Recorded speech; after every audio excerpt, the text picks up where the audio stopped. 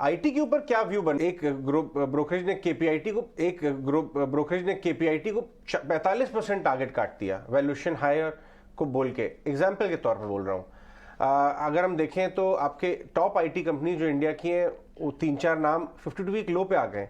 और वहां देखा जाए तो यूएस में नैस्डैक अपना बेस्ट क्वार्टर 2 साल में बना के खत्म हुआ है, मार्च में 7-8% चला और दिसंबर से तो 20%। यहाँ की आईटी में चिंताएं कुछ ज्यादा नहीं बेक इन हो गई हैं इस क्वार्टरली रिजल्ट को लेके या वैल्यूएशन या ओवरऑल ग्रोथ को लेके? क्या आप वहां वैल्यू हंट करेंगे mid cap, small cap, large cap कहीं भी, या आप अवॉइड करेंगे? देखिए, हमारा व्यू है कि आईटी में एक स्ट्रक्चरल स्टोरी है जो कोविड के टाइम से शुरू हुई है, जो कि एक क्लाउड बेस्ड टेक्नोलॉजी ट्रांसफर चल रहा है, जो कि न्यू आईटी केपेक्स एक देखने को मिल रहा है। तो उस हिसाब से ये 5 साल की स्टोरी है जिसमें शॉर्ट टर्म में थोड़ा सा प्रेशर है। यूएस में जो छोटे बैंक्स में जो प्रेशर बना पिछले महीने, उसकी वजह से कुछ डील्स का डिसीजन मेकिंग डिले हुआ है। शायद ये 1 या 2 क्वार्टर का प्रेशर रहेगा, लेकिन ये वीकनेस में हमें लगता है large cap and mid cap Indian IT companies में जरूर बाय करना चाहिए, क्योंकि अगले 3 से 5 साल में हमें बहुत अच्छा रिटर्न ये देखने को मिलेगा। एक चीज जो बहुत काउंटर ये कहते हैं, जब भी इकोनॉमिक स्लो डाउन आता है या दुनिया में वोलेटिलिटी होती है, तो हम देखते हैं कि रुपये में हमेशा डेप्रिसिएशन देखने को मिलता है। उस वजह से आईटी कंपनीज को फायदा होता है, तो एक अपने आप में काउंटर बैलेंसिंग फैक्टर रहता है। तो हमारे व्यू में आईटी एक सेक्युलर ग्रोथ स्टोरी है। इंडिया का सबसे बड़ा सक्सेस स्टोरी अगर हम देखें पिछले 30 साल में, तो आईटी सेक्टर है। तो हमारे व्यू में कोई भी वीकनेस में आईटी स्टॉक्स में एलोकेशन इंक्रीज करना चाहिए।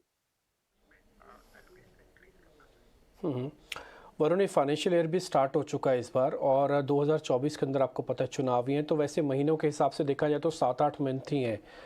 आपको चुनाव के अलावा कोई और ऐसा ट्रिगर जो आप ज़्यादा नोटिस कर रहे हो, आप उसकी वेट भी कर रहे हो और उसको लेकर कोई बड़ा फैसला भी लोगे, कोई भी एक ऐसी चीज़?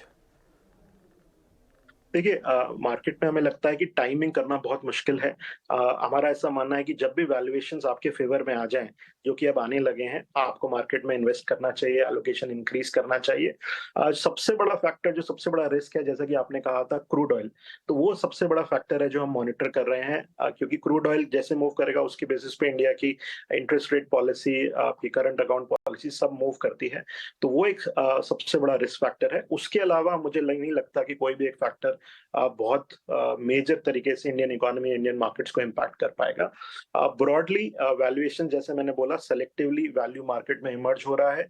कभी कभी भी स्टॉक्स और मार्केट एक साथ बॉटम आउट नहीं करते। अगर आप देखेंगे, कुछ स्टॉक्स लास्ट ईयर ही बॉटम आउट कर गए, कुछ स्टॉक्स अभी बॉटम आउट कर रहे हैं। मार्केट शायद अभी बॉटम आउट हुआ, या हो सकता है 3 महीने 6 महीने के बाद भी हो, लेकिन अलग अलग स्टॉक्स अलग टाइम पे बॉटम आउट होते हैं। इसलिए हमें हमेशा ढूंढते रहना चाहिए कि कहाँ वैल्यू इमर्ज हो रही है, और उस पर फिर इन्वेस्ट करते रहना चाहिए।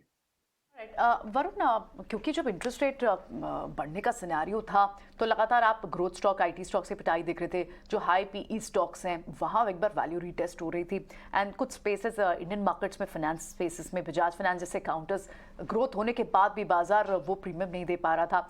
तो क्या अब वो सिनेरियो रिवर्स होता हुआ दिखेगा? किस तरह की मूव देखनी चाहिए इन स्पेसेस में? देखिए, एक जो ब्रॉडर ट्रेंड है पिछले 15 साल में, जो लो इंटरेस्ट रेट का रिजीम रहा है, शायद वो अब कुछ सालों के लिए बदल जाएगा। हमारा ऐसा मानना है कि बहुत हाई मल्टीपल पे स्टॉक शायद अब ना ट्रेड कर पाए, क्योंकि वो 0% interest rate, negative interest rate regime शायद अब ना रहे। जो कि हम देख रहे थे, इन्फ्लेशन बहुत बहुत लो रहा था पिछले 15 साल से। अभी शायद कुछ साल दुनिया में और इंडिया में भी इन्फ्लेशन 4-5-6% के आसपास रहेगा। डेवलप्ड मार्केट्स में भी इन्फ्लेशन शायद 4-5-6% के आसपास रह सकता है। तो उस टाइम में बहुत ज्यादा मल्टीपल एक्सपेंशन शायद पॉसिबल ना हो। तो जो स्टॉक्स हमें good growth at a reasonable price, वो स्टॉक्स को हम प्रेफर करेंगे।